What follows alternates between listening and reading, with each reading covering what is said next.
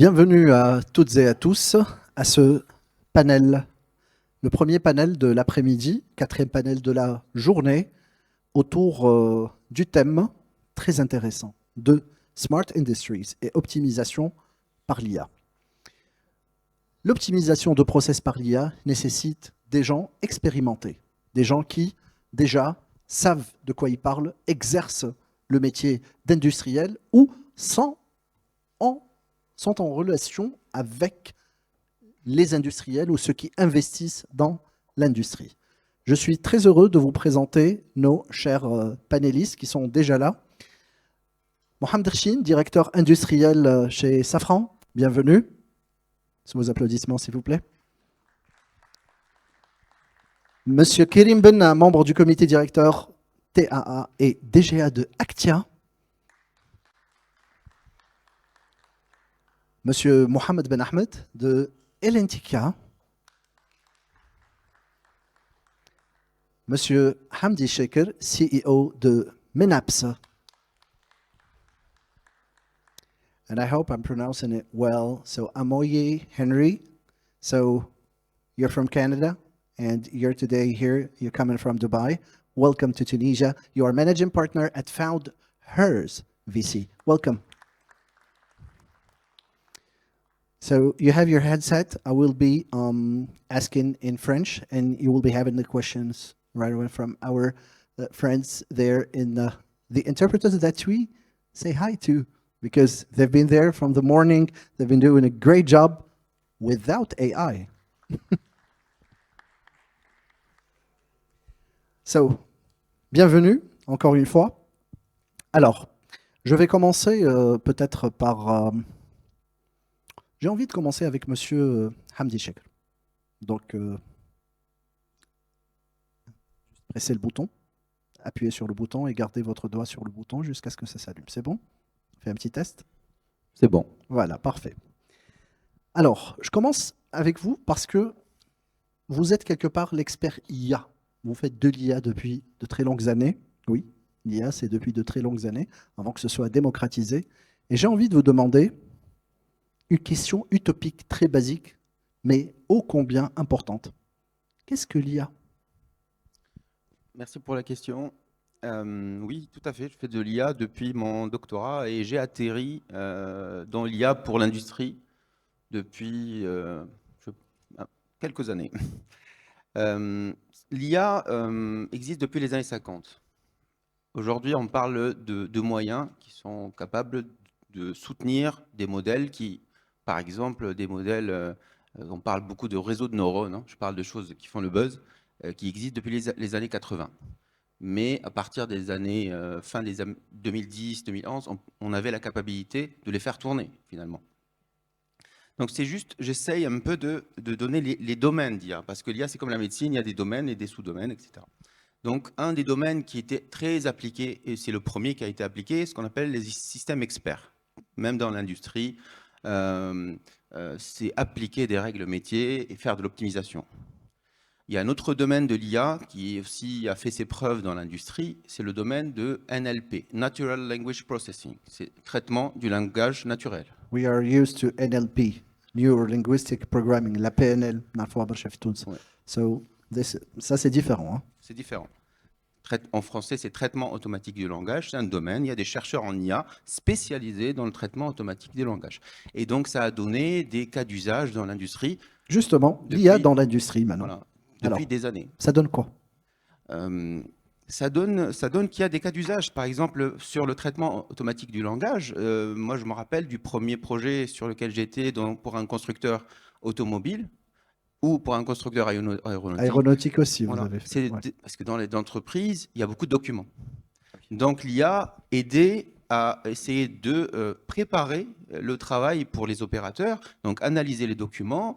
Surtout, les premiers cas d'usage, c'était dans la qualité, parce qu'il y avait un retour sur investissement qui était clair. Donc, trouver les non-qualités et essayer très rapidement d'assister les opérateurs sur le terrain avec le traitement du langage pour trouver la cause du problème et rapidement la solution au problème, au lieu de lire des centaines et des centaines de process. Aujourd'hui, on parle de IA générative. Oui. parce que c'est une IA qui est démocratisée. Pour une fois, elle est démocratisée, donc elle est chez nous, à la maison, et pas dans les usines, et pas pour des grands Oui. groupes et pour des privilégiés de la finance. Alors que l'ancienne IA s'appelait comment? C'était l'IA. On l'appelle traditionnelle, basique, mais elle a un Traditionnelle, autre nom. traditionnelle, générative parce qu'elle génère du contenu. Oui. Et donc, en fait, c'est une évolution d'un domaine de l'IA aussi qui est le deep learning et ce que je disais de NLP. Il y a toujours du texte, après on l'a généralisé à d'autres choses. Donc D'accord. l'IA Et générative juste, je aujourd'hui, profite de votre présence. C'est très important pour ceux qui ne le savent pas. L'IA argentique. Alors, on en profite pour comprendre. Alors, parce que alors générative, argentique, c'est quoi cette histoire? l'agentique, c'est une évolution, c'est l'utilisation de l'IA pour quelque chose que peut-être les informaticiens connaissent ici. C'est un domaine qui s'appelle RPA. C'est tout ce qui est On a des processus. informaticiens aujourd'hui parmi nous? Levez la main. Un, deux, Ouais. voilà. Ils y sont. Ils sont là. Donc en fait, avant, on avait, depuis toujours, des petits robots qui faisaient des tâches séquentielles où en fait on leur disait ce qu'ils faisaient. Aujourd'hui, avec de l'IA et en plus avec la force de l'IA générative, ces robots, ils peuvent être autonomes dans un environnement, faire des tâches et D'accord. faire du raisonnement. Très clair. Merci beaucoup. Je vais passer la parole à Monsieur Mohamed Rchin de Safran. Alors, donc vous êtes directeur industriel. Nous sommes en pleine industrie. J'ai envie de vous dire, mise en place de l'IA, déjà, en entreprise. Déjà pour votre cas chez Safran, mais c'est surtout les stratégies, parce que la mise en place ne peut pas réussir sans stratégie au préalable. Comment ça se passe? Merci Zouhaïl pour la question. Bonjour à toutes et à tous. Euh, donc pour répondre à cette question, je vais reprendre ce que disait Karim Guir hier. Il disait il va falloir dompter la bête. Et donc pour cela, on ne va pas faire entrer le loup dans la bergerie. Et donc aujourd'hui, l'IA qui semble aujourd'hui un système complexe qui attaque des données, où il peut être question de cybersécurité, de vulnérabilité. Donc, on s'est dit chez Safran en Tunisie, on va commencer par faire une prospection. Et donc, on a lancé un programme d'innovation qui s'appelle Shaker. Et l'idée, en fait, c'est de découvrir un petit peu l'IA et de passer d'un mode inconscient vers une organisation consciente de ce que c'est l'IA. Quand vous dites découvrir, qui découvre? Est-ce qu'on parle de l'ensemble de l'entreprise? Est-ce qu'on parle des opérateurs? Est-ce qu'on parle de tout? Enfin, comment ça se passe?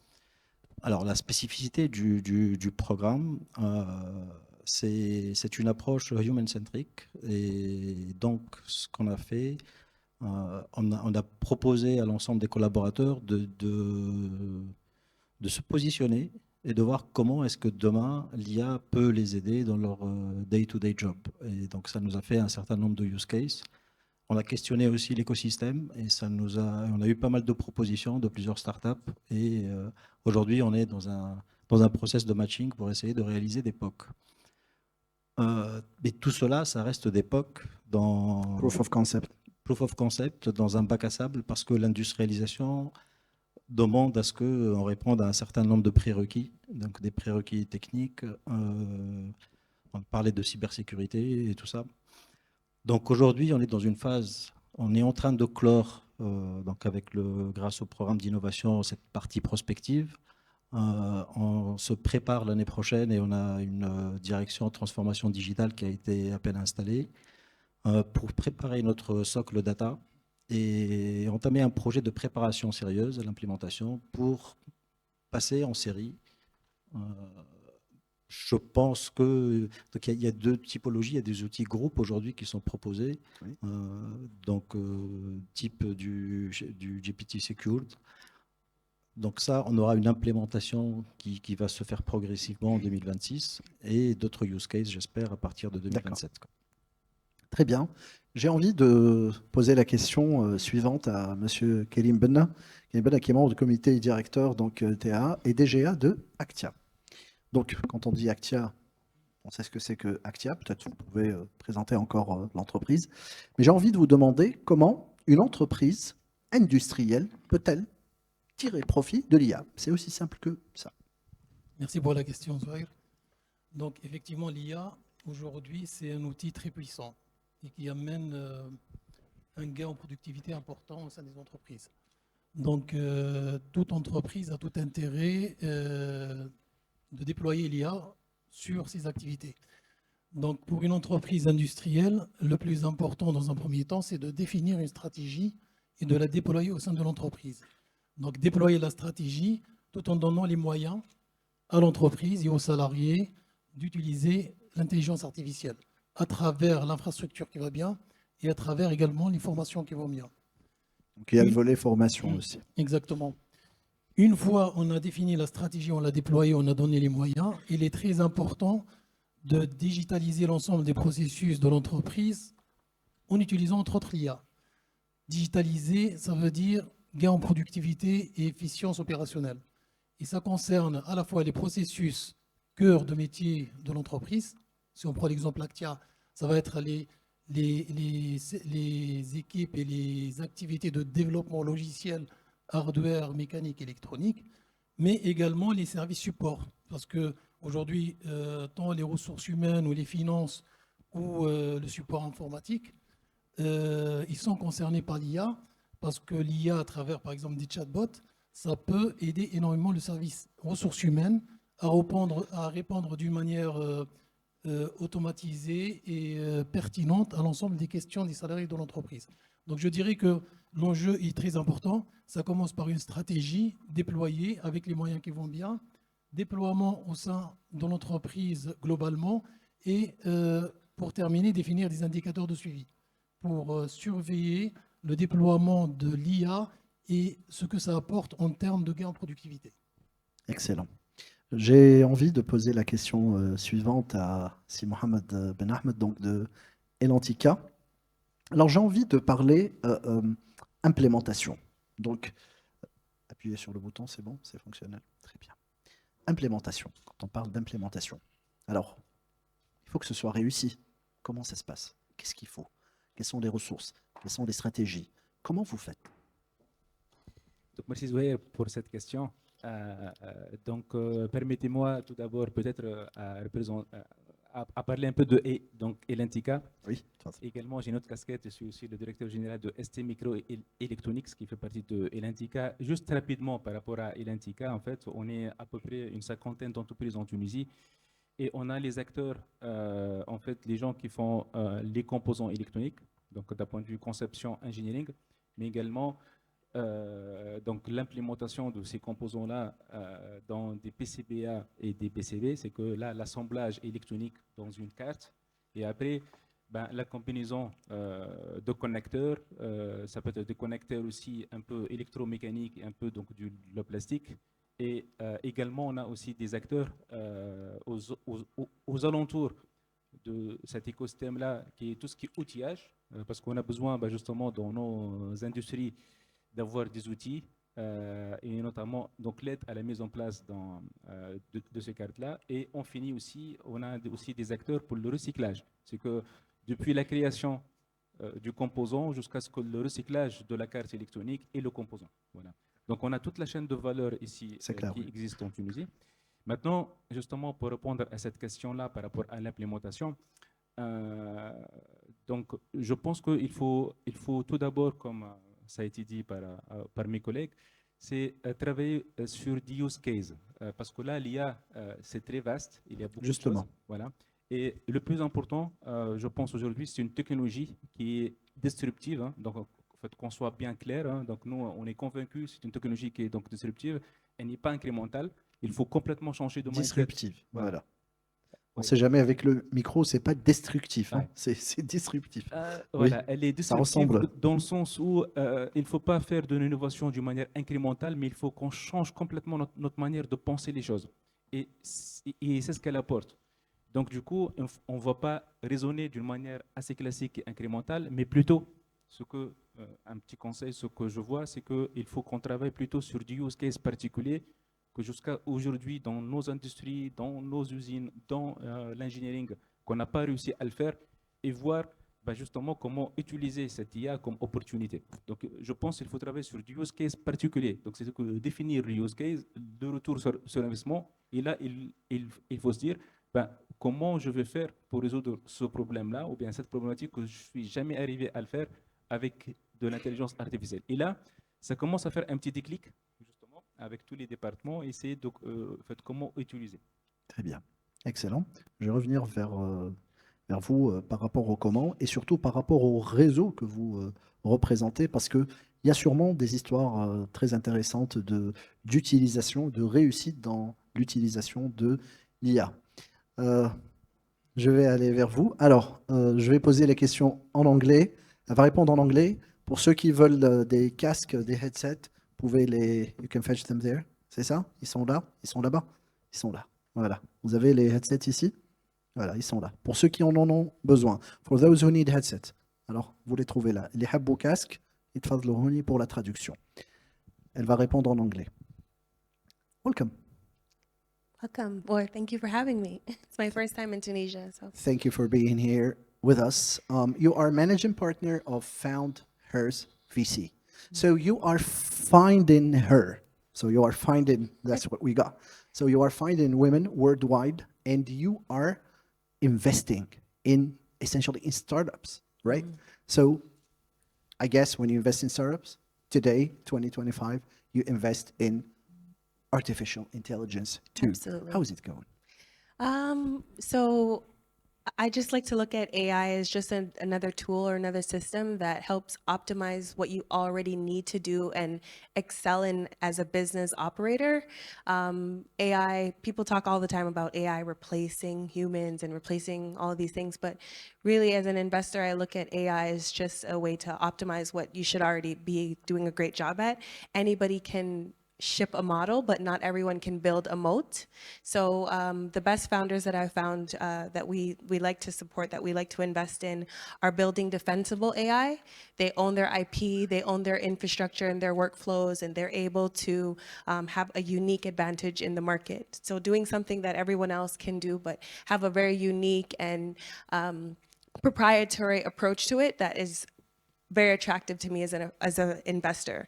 I can give you an example of one founder who has an incredible business. So they are operating a medical clinic, and in their clinic they offer sonography services, which is like an ultrasound, if you will. And they were extremely overwhelmed by staff who would be calling in sick and they're not available, and they have all these, work retention issues. And what they were able to do was actually bring in AI robotic arms, which were operated as robots essentially to perform the AI duties, to perform the sonography duties using AI, and that was remote controlled.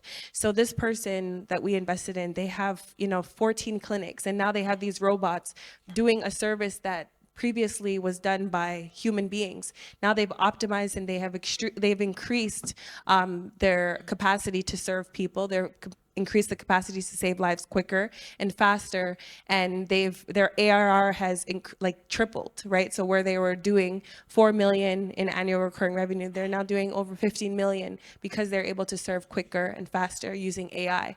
So it's that type of digital adoption that we look at and that we're attracted to as investors, and really understanding how AI can continue to be ethical and manageable.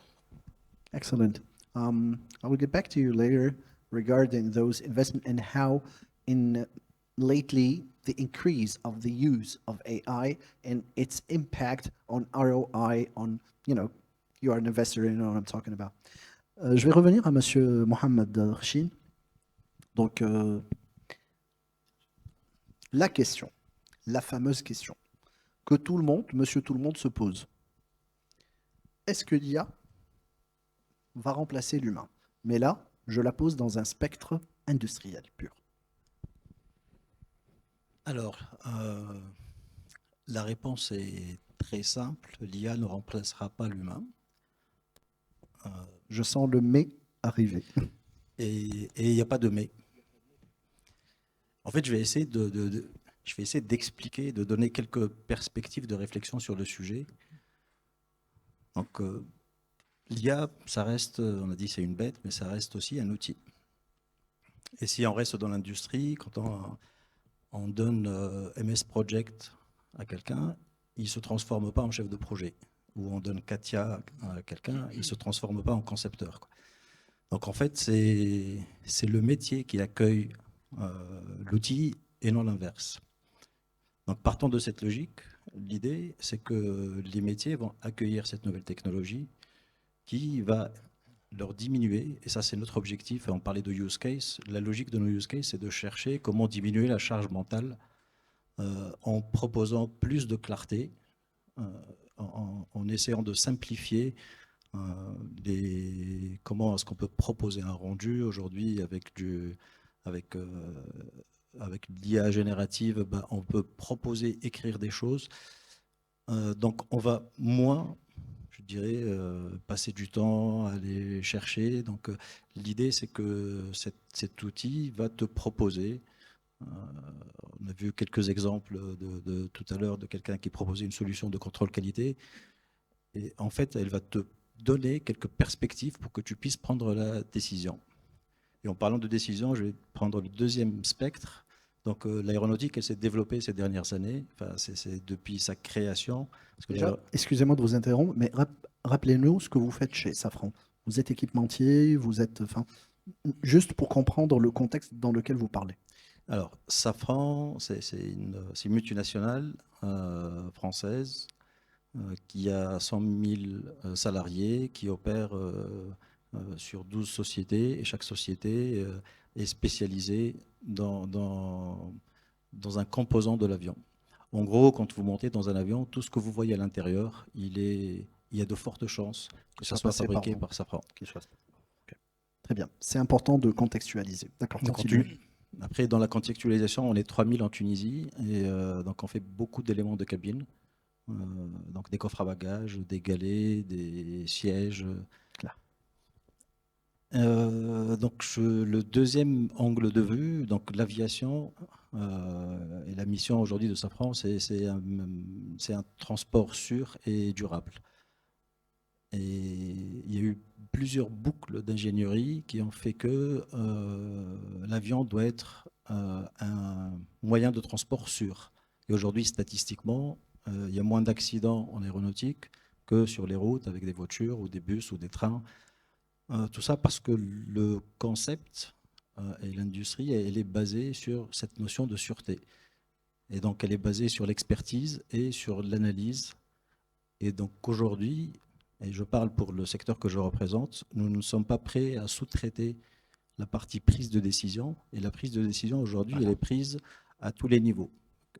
Aussi bien de l'opérateur, qui lui aussi prend des décisions tous les jours de sanctionner une pièce, de dire qu'elle est mauvaise, au middle management, le management, enfin, on prend tous des décisions. Et aujourd'hui, des fois, quand on revient pour la partie cognitive, on a peut-être besoin d'être assisté et d'avoir un bon visuel, un bon tableau de bord pour pouvoir prendre la bonne décision.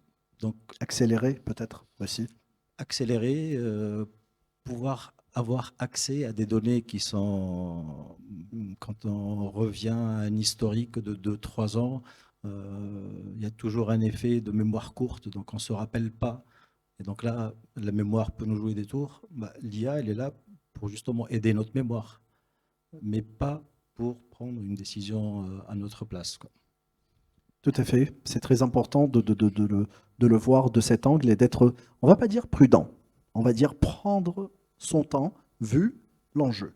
Et c'est ce qu'on aime parce que nous, monsieur tout le monde, on aime être rassuré, surtout quand il s'agit de notre sécurité. Parce qu'aujourd'hui, les modèles, on voit parfois l'opportunité, j'aime pas dire le mot menace, mais il faut peut-être prendre son temps pour laisser les choses bien décantées afin de tirer le maximum et que les bonnes choses, justement. Juste un tout petit commentaire Oui. là-dessus, je me permets, effectivement, cette notion de temps, elle est très importante. Tout à l'heure, Razi Milieni, qui est un des grands suiveurs de l'IA en Tunisie, il me parlait d'une évolution qui est arrivée, Gemini 3 qui est arrivé hier et qui ouvrait des horizons extraordinaires, quoi. Donc cette courbe exponentielle que citait Karim Guir hier, en fait, elle donne envie à tout le monde d'y aller. Il dit, mais je suis à la bourre, il faut que j'y aille. Mais en fait, pour y aller très loin, il faut y aller doucement. Parce qu'il faut dompter la bête, quoi.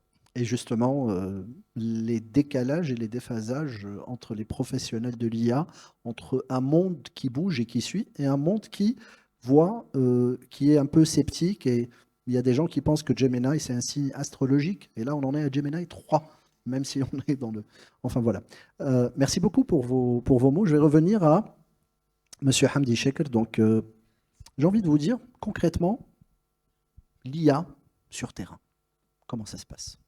Toujours spectre industrie. Quelques exemples. Sur le terrain, l'IA a été présente depuis les 10 dernières années. Je veux parler juste à la fin de mon intervention là de l'IA générative qui est, pour moi, elle est différente. Et je vais même rebondir sur ce qui a été dit. L'IA, elle était là pour assister. On parle même, je parle souvent de l'opérateur, de l'ingénieur, de col blanc, col bleu, augmenté. Donc, par exemple, très utilisé sur le terrain. Dans la qualité, il y a par exemple sur l'aspect assistance sur tout ce qui est conception, que ce soit avion, pièces d'avion, on peut aller très vite. Elle peut nous assister, elle peut surtout ramener le retour sur expérience, qui est intéressant dans une société industrielle. Donc concrètement, j'ai vu chez des industriels, des projets depuis 10 ans, 8 ans, sur des analyses prédictives, par exemple. Au lieu de faire, des experts passent beaucoup de temps à analyser des pièces et voir un peu comment ils peuvent améliorer et optimiser la pièce, parce que pour tous les industriels, il faut qu'on produise en meilleure qualité, avec meilleure qualité, très vite et avec moindre coût. Donc ça, l'IA, elle peut nous pousser vraiment et nous aider, des analyses prédictives, et on a fait de la prescriptive, c'est-à-dire si vous faites ça, vous allez produire plus vite la pièce, et donc même faites ça à cette place. Donc voilà. L'IA générative, pour moi, et là je reviens à ce qui a été dit, elle change complètement la donne. Comment? Comment? Parce qu'avant, l'humain dans une industrie était toujours là pour valider. Aujourd'hui, aujourd'hui, par exemple, moi, j'assiste un très grand client dans l'aéronautique à utiliser Gemini 3. Ça a été annoncé il y a 3 jours. Le client la met en disposition pour faire du POC le jour même. C'est-à-dire, parce que vu qu'il a un partenariat... Le jour même. Le jour même, vu qu'il a un partenariat avec Google. Donc, je rejoins ce qui a été dit, ça va très vite. Ils n'ont même pas... Moi, j'ai parlé avec un des VP de ce client qui me disait, on n'est même pas informé qu'ils ont ajouté le modèle. On n'a même pas reçu d'informations. C'est-à-dire, ils mettent une accélération au maximum. Et pourquoi c'est différent? Parce que l'IA classique, disons, elle nous assiste. Il y a un traitement. En fait, elle va réduire le temps de la prise de décision, mais il y a toujours une analyse par l'humain, par l'expert, pour prendre la décision et avancer. Là, aujourd'hui, on parle de préparation d'architecture d'agents qui parlent entre eux. Et je vous donne un cas concret. Un cas concret de personnes, peut-être le métier va disparaître. On ne va pas dire le métier va disparaître et elle va nous remplacer. Mais peut-être ces gens-là vont faire autre chose dans la société. Voilà. Exemple concret. On va se concentrer sur d'autres choses et laisser d'autres tâches à l'IA. Par exemple, les gens qui créent des tickets, on a parlé de helpdesk tout à l'heure, des tickets qu'on appelle L1 dans l'industrie, c'est-à-dire j'ai un problème, j'ai mon imprimante qui ne marche pas, j'ai le serveur qui ne marche pas, etc. Normalement, on fait un ticket. On appelle le helpdesk, etc. La personne qui va prendre l'information, rédiger le ticket, ajouter le ticket dans le système d'étiquetage pour lancer la procédure pour résoudre le problème, c'est une personne aujourd'hui qui le fait. Aujourd'hui, cette personne, elle est remplaçable à 100% avec l'IA, et l'IA fait mieux. Parce qu'elle on fait mieux dans la structuration des informations. C'est-à-dire, vous le voyez, tout le monde, vous utilisez ChatGPT ou Gemini, etc. Il parle bien, il structure bien les choses. Donc le ticket, quand il est dans le système, un ticket où il y a une personne qui a un problème, déjà, il est très bien compris. Parfois, il y a des gens qui n'arrivent pas à exprimer le problème, mais l'IA peut comprendre. Et le ticket, il est bien décrit. Et ça, c'est un retour des personnes qui sont sur le terrain. Donc, peut-être la personne qui faisait cette tâche, elle fera autre chose dans la société, mais c'est sûr. Et je peux vous donner plein d'autres exemples comme ça. Hein, j'imagine, oui. Voilà. Peut-être un autre exemple pour corroborer avec un autre angle de perspective. Un autre exemple aujourd'hui dans l'industrie, par exemple, il y a beaucoup des analyses de logs pour des aspects de sécurité. des industries comme Safran ou d'autres industries, il faut que ça soit bien Actia aussi, sécurisé, peut-être, etc. Donc des analyses ça. de log, ça peut être pas uniquement pour des cyberattaques, hein, mais pour des analyses de log, même de badge, d'accès, Oui. donc de sécurité physique. Normalement, il y a des rapports tous les jours qui doivent être faits et il y a des équipes qui font ça. Donc, ils ouvrent des logs, ils analysent ces logs-là et ils font des reportings tous les jours de attention, il y a des systèmes qui sont en panne. Par exemple, la badgeuse aux États-Unis ou à Toulouse ou ici à Tunis n'a pas marché. Donc, c'est des gens qui faisaient ce travail. Aujourd'hui, les agents, Gemini 3 le fait parfaitement. En retour du terrain, ils le font mieux que des équipes. C'est-à-dire, il n'y a pas d'erreur. L'IA peut ingurgiter énormément d'informations. Elle ne fait pas d'erreur, comme l'humain. Et sur des Elle tâches fait comme pas ça, ou elle fait moins? elle fait pas d'erreur si on l'oriente Si bien. on l'oriente Si bien. on l'oriente Voilà. bien, bien sûr. Très Mais important. ça, c'est très important. Il faut l'orienter. D'où l'humain, parce qu'il Oui. faut qu'il renseigne bien. Oui, voilà. Donc, il y a des métiers, l'humain qui le renseigne, c'est l'expert, c'est la personne qui sait, le sachant. Par contre, les métiers de l'opérateur, il y a l'équipe de 8 personnes qui faisait ça pour ce client. Moi, je vous assure, pour un POC, il y a une équipe de 8 personnes en Inde qui, je ne sais pas, peut-être ils feront autre chose. Mais aujourd'hui, l'IA le fait très très bien. Aujourd'hui, je parle d'aujourd'hui. Oui. Donc l'évolution, elle est exponentielle. Gemini 3 le fait. Et aujourd'hui, Google, AWS, etc. préparent ce qu'on appelle la communication entre agents. Donc ça va être vraiment Carrément. exponentiel. Voilà. Voilà. Merci beaucoup. Avec On plaisir. continue avec Monsieur Kerim Benna, donc Edge IA. Vous connaissez Edge IA? Alors, c'est quoi Edge IA? Alors, c'est simple. Edge IA, c'est l'IA embarquée.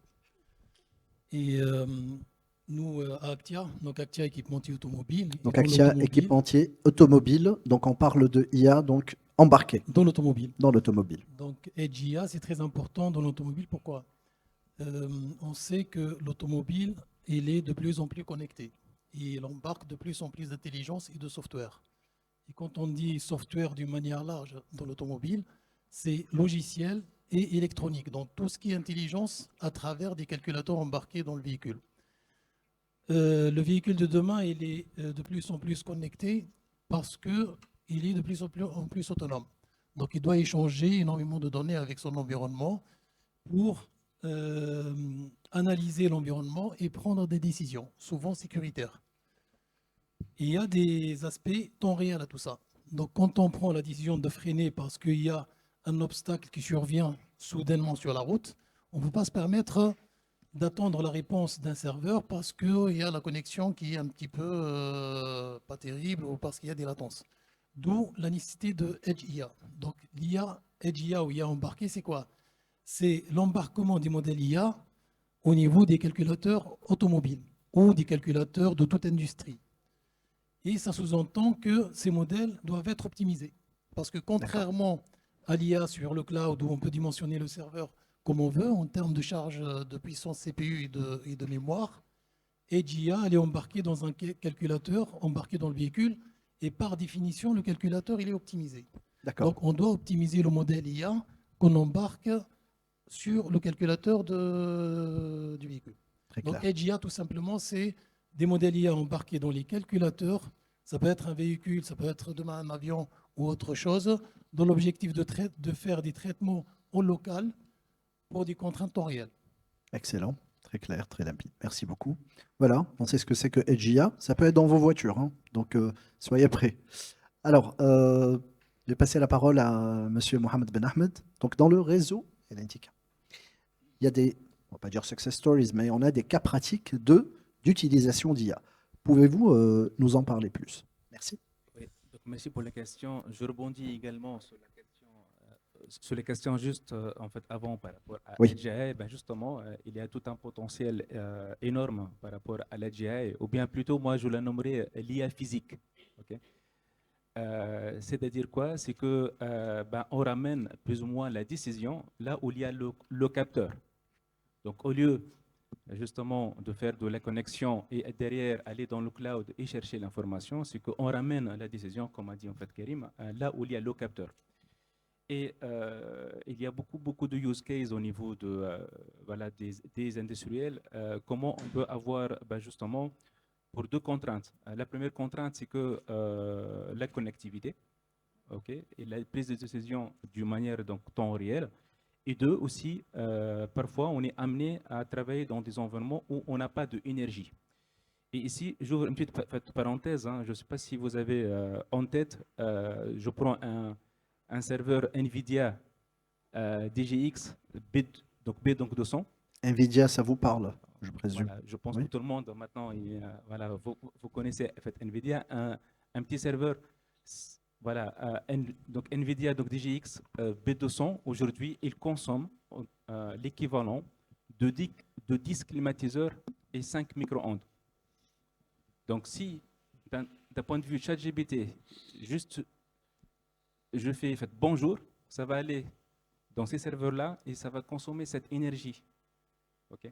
Juste dire bonjour. Voilà, juste dire faites bonjour. Alors que c'est un peu bête de dire faites bonjour et derrière de récupérer une information. Et là, Je me permets de le dire, ne soyez pas gentil et poli avec l'IA. Dites ce que vous avez à dire directement, ça consomme de l'énergie et l'empreinte carbone. voilà. C'est très important. Et là, je pense que c'est un use case au niveau de toutes nos industries, justement, à utiliser de l'IA embarquée, de l'IA physique, et comment on peut ramener cette décision là où il y a le capteur. Et donc là, dans des engins, ça peut être des robots, ça peut être dans des caméras, ça peut être dans des processus industriels, ça peut être dans tout ce qui est aspect à la fois vision, audio, mais également tout type de capteur. Un capteur de courant, un capteur de tension, un capteur de vibration. Et donc là, on va voir des produits augmentés. Donc là, au niveau de Elentica, justement, on a beaucoup de projets maintenant en parallèle qui sont en train de réfléchir sur ce use case-là, comment optimiser justement surtout la défaillance des machines.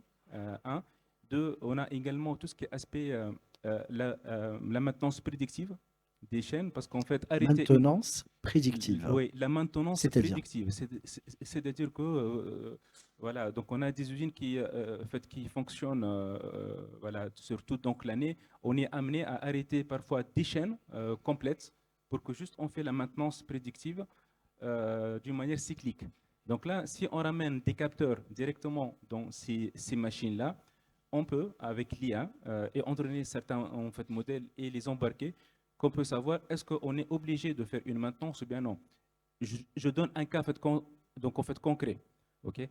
Un cas concret, dans une application réelle, on a une pompe, une pompe dans un puits, et cette pompe-là, elle est déjà à 100 mètres, à 200 mètres.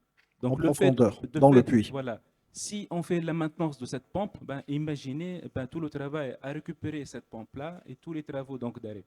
Donc là, si on injecte un composant qui n'est pas connecté, qui est autonome, qui permet de nous dire, tiens, voilà. C'est très intéressant. Pas connecté. Il n'est pas connecté. Autonome. Autonome. On l'oublie. On le met, on Voilà. l'oublie. Oui. Voilà. Autonome et on peut savoir, voilà, dans 7 jours, dans un mois, on doit faire la maintenance ou bien non. Ou bien on n'est pas obligé. Voilà. Ça, c'est un use case industriel. Mais on a aussi d'autres use cases qui sont dans le monde ingénieur, parce qu'à Elentica aussi, on a aujourd'hui en Tunisie beaucoup d'ingénieurs qui font de l'engineering. Il a, je pense que vous avez vu hier, on a la société Instadeep qui ont un premier produit qui s'appelle Deep PCB, qui permet justement de faire du routage automatique des PCB. Donc là, c'est quoi un PCB? C'est qu'on a des composants et on a des différentes couches. Ça peut aller de 2 couches simples jusqu'à 8 couches, voire 16 couches. Et aujourd'hui, ce type d'outil, il est en train d'être déployé chez certains de nos entreprises à Elentica à travailler avec ces outils-là qui permet de faire le routage automatique. Excellent. Merci pour ce retour sur expérience. Back to you, Amoy Henry. So my question will be about what you are encountering in terms of investment. Like on 110 investments, how many in AI? How many in AI-oriented companies and why? So great, great panel so far, and I've been following along as much as I can.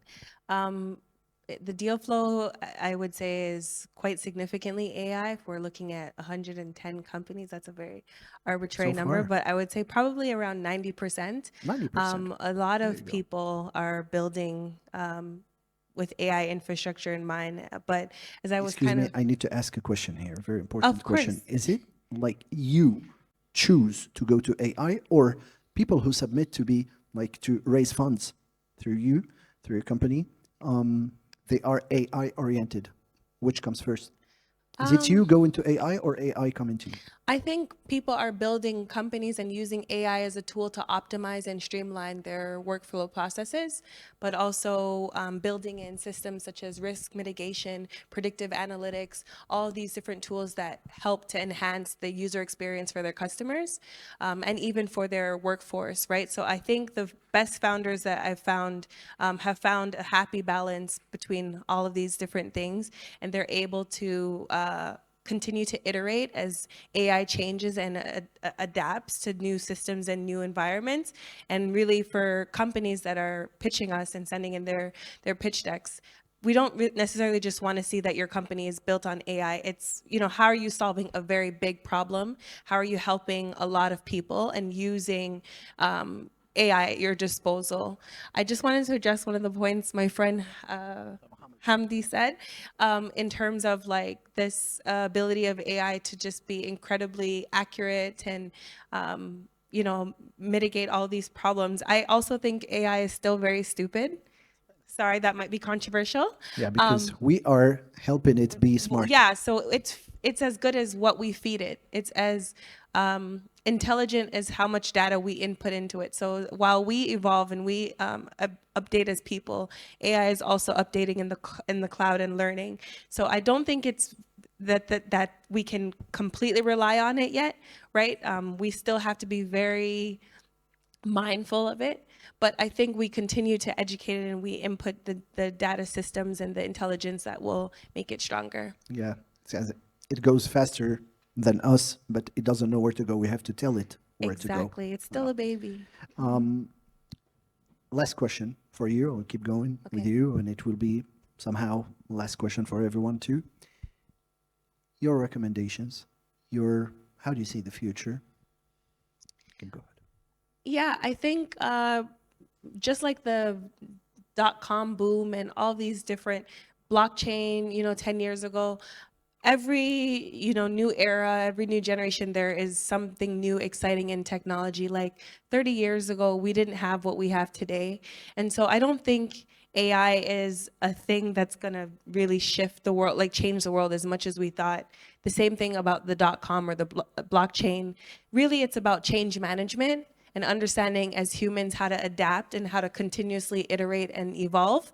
And I think just being educated, being willing to learn, being willing to adapt, being willing to pivot if it's necessary in your business, in your workflows. Even when you're talking, for the startup founders in the room, even when you're talking to investors, if there's a way to increase your outputs using AI, learn about it, educate yourself, take the opportunity to grow. For the future, I do see it having more of a presence. I see a lot of governmental organizations and, development institutions kind of panicking and saying, what's this AI going to look like for the workforce? How are people going to be impacted? But if we continue to be educated, it's only as good as we grow it. So that's what I think. Thank you for putting it in a nutshell. Thank you. C'est Hamdi. So, ma question, donc vos recommandations, les must-do, ce qu'il faut faire là, tout de suite. Qu'est-ce qu'il faut commencer? Par où faut-il commencer? Par quoi faut-il commencer vos recommandations? Mes recommandations est vraiment dans un secteur, on parle de smart industries, hein, donc vraiment professionnel. Recommandation d'un expert en IA, quelqu'un qui a fait plus de 17 ans de terrain sur l'IA, et surtout, je suis chef d'entreprise aussi, donc c'est ne pas Vous y aller. conseillez et vous êtes vous-même Voilà. impacté. Voilà. Il faut toujours avoir une stratégie. On ne fait pas de l'IA juste pour faire de la technologie, parce que la différence, ce n'est pas de l'informatique, c'est-à-dire elle a un coût. Le coût, peut-être, il y en a beaucoup qui n'en parlent pas aujourd'hui, mais c'est un coût énorme, parfois. Donc, il faut faire une stratégie, il faut se dire pourquoi on fait de l'IA. Il faut choisir, y aller avec, comme disait ma collègue, par priorisation, et y aller de façon incrémentale et sentir le retour sur l'investissement et se faire accompagner aussi. Parce qu'aujourd'hui, on parle des IA, il y en a beaucoup, et donc il faut se faire accompagner et il faut le faire. Parce que si on ne le fait pas, par contre, on risque dans quelques années d'être une entreprise avec des humains contre des entreprises avec des personnes qui ont de l'IA, donc qui sont augmentées, donc des Superman.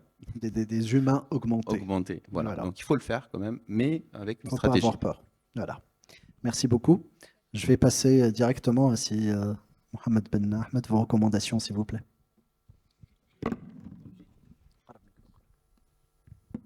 Ouais, en fait, comme j'ai dit donc tout à l'heure, ma recommandation, c'est vraiment de identifier des use cases. Comme ça a été dit, c'est une technologie assez disruptive, je le répète encore une fois. Donc, c'est qu'avoir un use case particulier, et souvent, on a des choses qu'on n'a jamais réussi à le faire d'une manière correcte. Donc, et comment utiliser l'IA, que ce soit générative ou bientôt autre.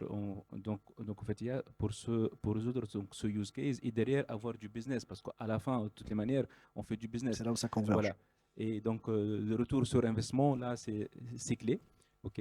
Mais par contre, en fait, également, je suis aussi pour recommandation, il faut commencer tout de suite et après faire des itérations. Donc, même si on n'est pas fait parfait, mais le fait d'essayer, avoir du feedback d'une manière incrémentale et après essayer, avec ce feedback-là, d'optimiser en fait encore plus, je pense que c'est la bonne approche. Et dans ce contexte-là, bon, j'ai les casquettes aussi, je suis le directeur général de ST Microelectronics en Tunisie.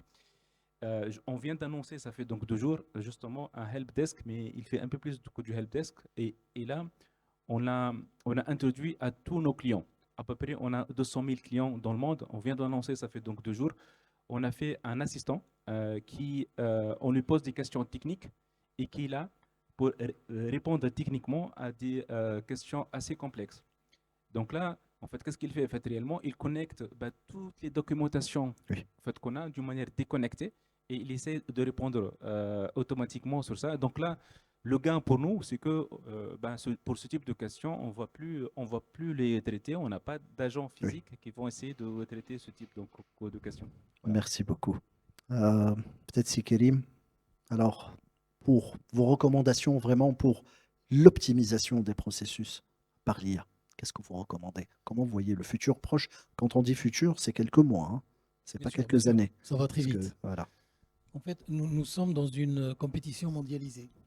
Et pour rester compétitif, on n'a pas le choix que d'adopter l'IA sur tous les processus de l'entreprise. Les processus de cœur de métier pour une entreprise recherche et développement, donc c'est les processus de développement logiciel, électronique, mécanique, mais également les processus support. Et une entreprise tunisienne aujourd'hui qui aspire à rester compétitive sur les prochains mois, elle se doit de déployer l'IA sur l'ensemble des processus, elle se doit de former ses salariés à l'utilisation de l'IA, mais encore plus loin, elle se doit de donner à ses salariés les moyens nécessaires pour développer des solutions autour de l'IA. Donc développer, mettre en place des solutions qui sont, par rapport à des use cases réels de son activité, qui vont être utilisés au niveau des processus pour accélérer, pour gagner en productivité. Voilà. Donc vraiment, c'est le déploiement large de l'IA autour de use case précis, en donnant les moyens aux salariés et à l'entreprise pour tirer bénéfice au maximum de la puissance de l'IA. Très bien, merci.